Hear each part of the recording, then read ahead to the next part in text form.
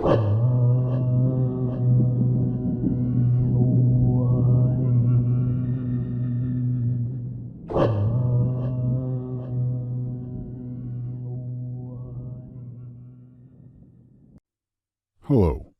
I am Baal Kadmon, and I want to thank you for joining me in this podcast. Today I'm going to officially announce the release of the Shiva Mantra Magick book. I know many people have been asking about it. They've actually been asking me about it for months already. So now it has been released. So in this podcast, I'm going to read a chapter from the book. I hope you enjoy it. The Primordial Dancer. Shiva is one of the most mysterious gods of the Hindu pantheon. His essence can be found in all things, yet his tranquil yet fierce energy can seem out of reach for some. His images often depict him in a meditative state, or in his most common form, the Nataraja, or the one where he is dancing within a circle of fire that represents creation and dissolution. He is by far one of the most ancient of the Hindu gods. There are hints of him in the Vedas, and in this form he is often called the Proto-Shiva. In his current incarnation, he is part of the Hindu trinity that is comprised of the gods Brahma and Vishnu. Shiva's name means the auspicious one. He is also known as Shambhu, which means benign, and Mahesha, which is great lord, and Mahadeva, great god. He has several forms. In his peaceful form, he is often depicted with his consort Parvati, as the cosmic dancer Nataraja, and as a mendicant beggar, aka Dalit. Shiva is the god of creation, destruction, and regeneration. It is for this reason his mantras are so powerful. They are multi-purpose and can serve the magician in any way he or she sees fit.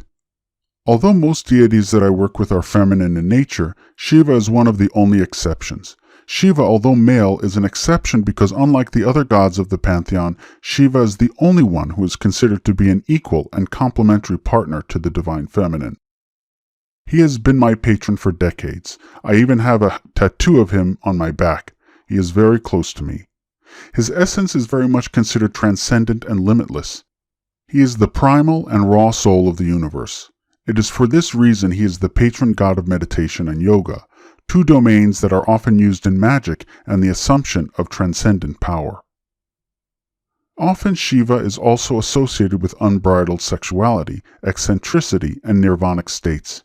He has all these within him. He is no doubt a figure that would be interpreted in the West as the embodiment of all that is evil, sinful, and dark. This reputation is not helped by the fact that many of his followers are known to perform acts that are often shocking and even downright lewd. They do this not because they are degenerates, but because they are trying to prove a cosmic point. In many ways, Shiva is the god of the outcasts. Shiva will challenge you in ways other gods will not. He will force you to go deep into your nature.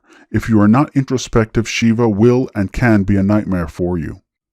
He will force you to break open, and I assure you, if you are forced to break open, it will not be pleasant.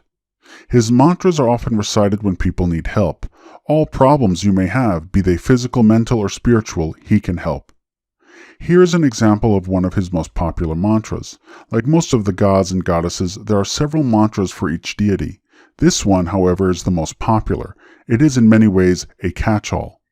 The mantra is Om Namah Shivaya. Om Namah Shivaya.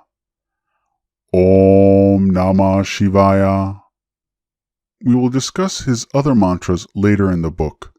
Now let us continue on the history of this great god. There you have it, the first chapter of the Shiva Mantra Magick book. I hope you enjoyed it. So mote it be.